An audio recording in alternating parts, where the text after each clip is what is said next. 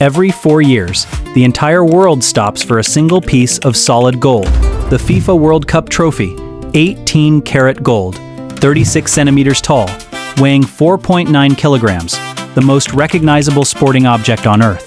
Billions of people have watched it lifted, kissed, wept over, held above the heads of men who spent their entire lives trying to reach it. In June 2018, while 30 million fans were screaming at stadium screens during the Russia World Cup, a specialized tactical unit in Argentina pulled up to an unassuming house in La Matanza, Greater Buenos Aires. Inside, they found exactly what they were looking for: the World Cup trophy, except this one wasn't made of 18-karat gold. The base of the trophy had been painted in Argentina's blue and white colors in a bid to inconspicuously tap into the World Cup fever. And inside it, cocaine. Not hidden alongside cocaine, not next to cocaine.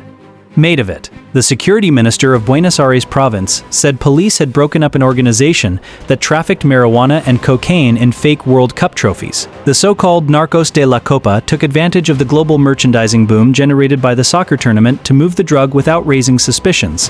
The Narcos de la Copa, the Cup Drug Lords, a criminal organization that had looked at the single most watched sporting event in human history and seen not football, a distribution opportunity. This is the story of how a drug trafficking operation turned the world's most famous trophy into a cocaine delivery system, while the world was watching the beautiful game.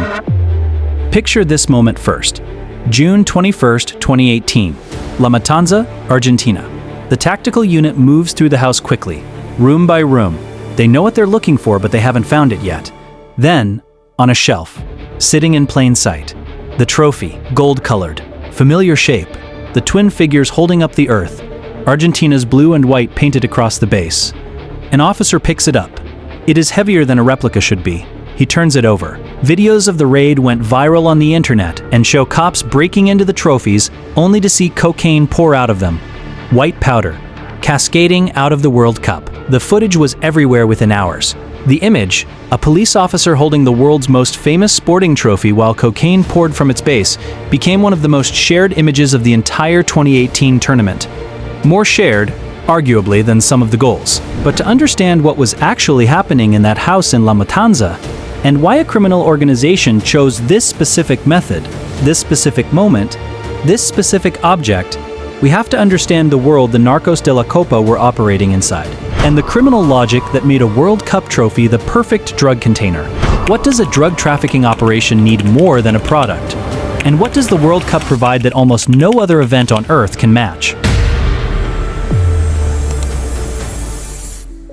Drug trafficking has one fundamental operational challenge: moving product without being stopped. Every method of concealment that drug traffickers have ever used is an answer to the same question. How do you move cocaine, heroin, methamphetamine from where it is to where it needs to be, through a world that has police checkpoints, customs inspections, drug-sniffing dogs, and surveillance systems specifically designed to find it? The answers have been extraordinarily creative: hollowed-out fruit, false-bottom suitcases, submarines, diplomatic luggage. In February 2018, just months before the World Cup, Argentine authorities seized 389 kilograms of cocaine hidden inside diplomatic luggage at the Russian embassy in Buenos Aires. 400 kilograms inside the Russian embassy in Argentina, 4 months before the World Cup. The creativity of concealment is boundless, because the incentive is boundless. The Narcos de la Copa identified something that most smuggling operations miss. The best concealment isn't the cleverest hiding place, it's the most ordinary context. During the 2018 World Cup, drug traffickers were taking advantage of FIFA World Cup fervor to smuggle cocaine in soccer merchandise. The context was perfect. Every customs checkpoint in South America was processing an extraordinary volume of football merchandise: replica trophies, replica jerseys, flags, scarves, keychains, figurines. The global merchandising boom that accompanies every World Cup flooded shipping channels, courier services, and border crossings with an avalanche of football-branded products. A customs officer inspecting 1,000 packages of World Cup merchandise does not open every replica trophy with the same attention they might give to a suspicious parcel with no obvious explanation. The trophy was the explanation. It was the World Cup. Everyone had one. They were everywhere. The cocaine was inside the everywhere. But who exactly were the Narcos de la Copa? And was the trophy the only product in their smuggling operation? La Matanza is a sprawling municipality in Greater Buenos Aires, one of the most populous districts in Argentina. Dense, urban, a place where a house with football merchandise on the shelves attracted no particular attention during the World Cup, which was precisely the point. 4 men and 2 women were arrested in the operation. 6 people. A small operation by the standards of major drug trafficking organizations.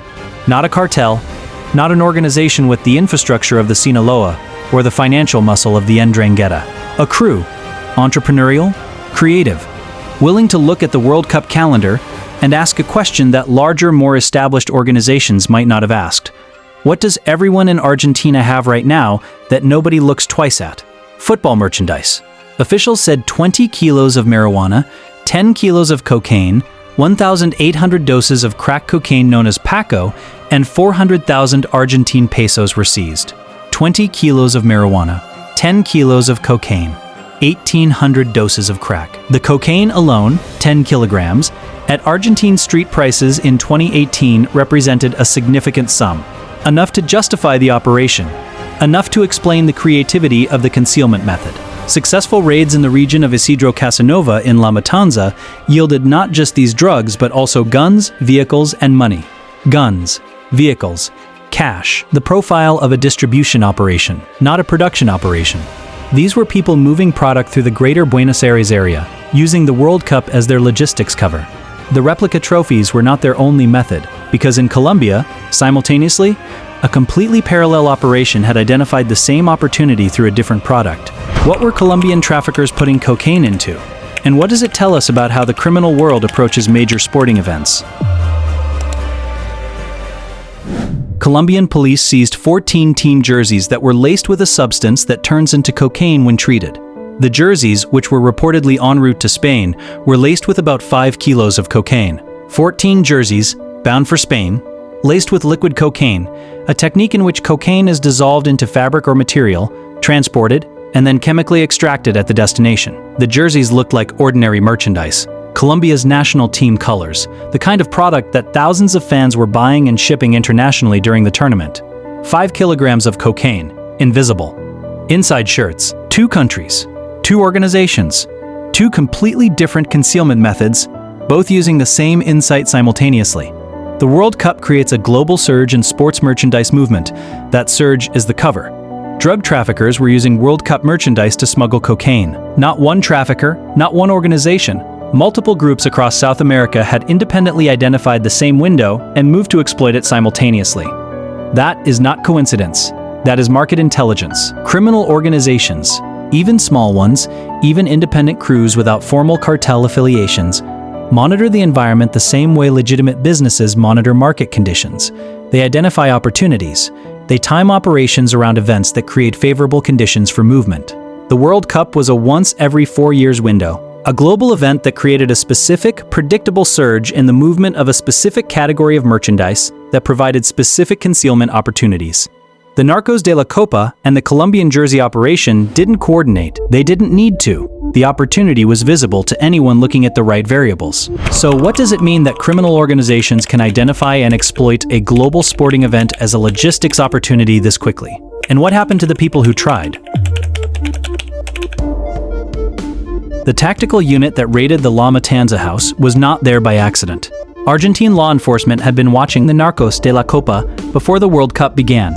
The organization's drug distribution activities in Greater Buenos Aires had come to investigators' attention through standard surveillance. The World Cup merchandise angle was something they discovered during the investigation, not something that triggered it. The raid was the culmination of an existing operation. But the footage that came out of it, the images of cocaine pouring from a World Cup trophy, was something investigators had not anticipated would generate the response it did. Videos of the raid went viral on the internet and show cops breaking into the trophies, only to see cocaine pour out of them. Viral, during the World Cup.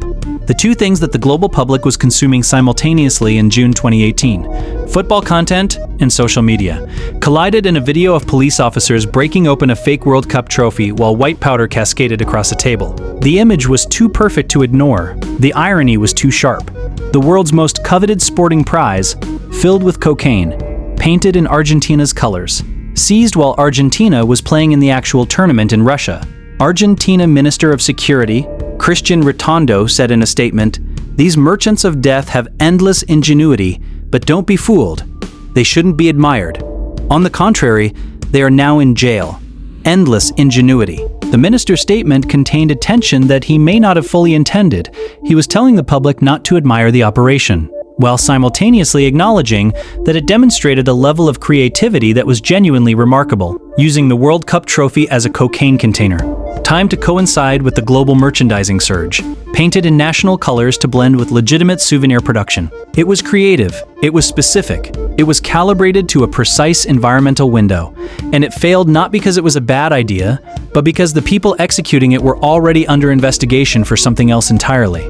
The trophy wasn't what got them caught. Their existing drug distribution operation was what got them caught. The trophy just made the arrest footage unforgettable.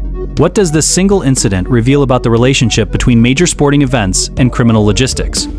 And is the World Cup trophy the strangest object that's ever been used to move drugs?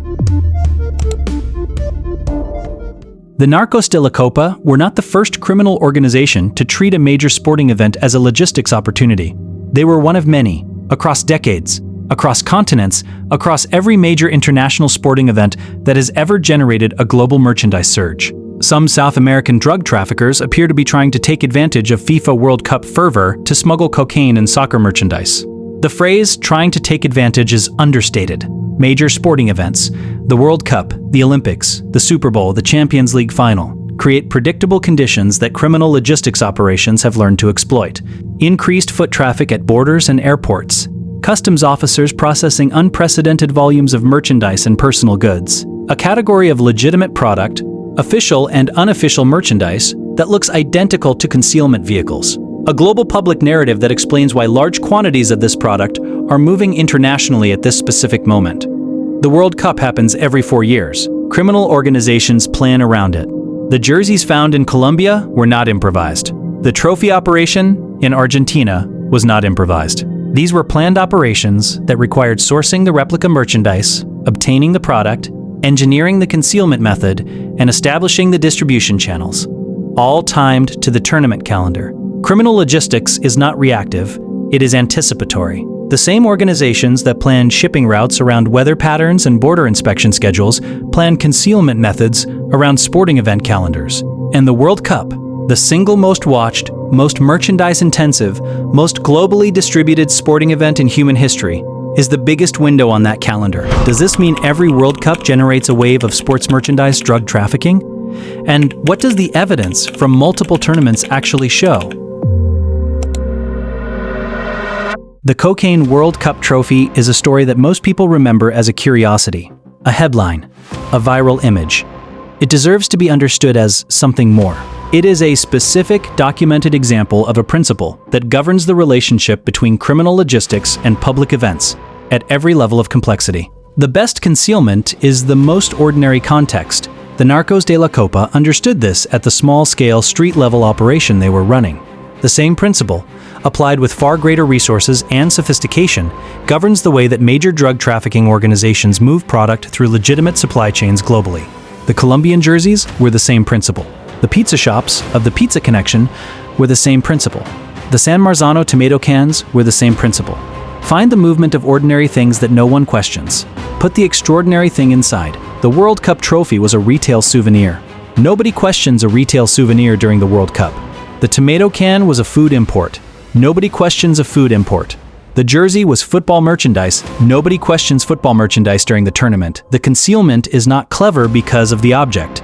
It is clever because of the context. The moment when that object becomes invisible through sheer volume and normalcy. The Narcos de la Copa identified a 6-week window, the duration of a World Cup tournament, when a specific category of object became invisible. They put cocaine inside the invisible. That is the lesson. Not that criminals are ingenious, though some of them are, but that criminal logistics operates with the same environmental awareness as any legitimate business. Find the window, use the window. Close before the window closes. The World Cup window lasts 6 weeks. They almost made it. 6 people were arrested in La Matanza on June 21, 2018. 20 kilograms of marijuana, 10 kilograms of cocaine, 1,800 doses of crack, 400,000 Argentine pesos, guns, vehicles, and several replica World Cup trophies, painted blue and white, with cocaine packed into their bases. Argentina Minister of Security Christian Ritondo said, "These merchants of death have endless ingenuity, but don't be fooled, they shouldn't be admired. On the contrary, they are now in jail. Mabumbe, they are now in jail." The minister was right about that. But here is the thing about the World Cup trophy cocaine story that the viral image obscures. The Narcos de la Copa were not a sophisticated international trafficking organization. They were a small crew running a local distribution operation in Greater Buenos Aires, who found a creative concealment method timed to a global event. They were caught not because the method failed, but because they were already under investigation. The method, the fundamental insight that the World Cup creates a window of extraordinary merchandise movement that conceals extraordinary things. That insight did not go to jail with them. It is still available. It will be available in 2026, when the World Cup comes to the United States, Canada, and Mexico, when the global merchandise surge arrives again, when replica trophies flood shipping channels, and customs officers process thousands of gold-colored objects that all look exactly the same. The window opens every 4 years, and criminal organizations plan 4 years ahead. The trophy in your living room, the souvenir you brought back from the last tournament, was probably exactly what it looked like. Probably.